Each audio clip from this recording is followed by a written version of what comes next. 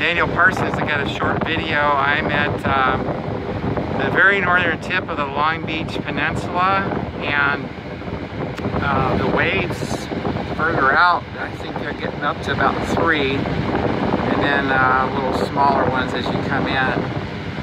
The water is anywhere from the upper 40s to the low 60s all year. 28th of September, you would definitely need a wetsuit. You could get some serious surfing in right there.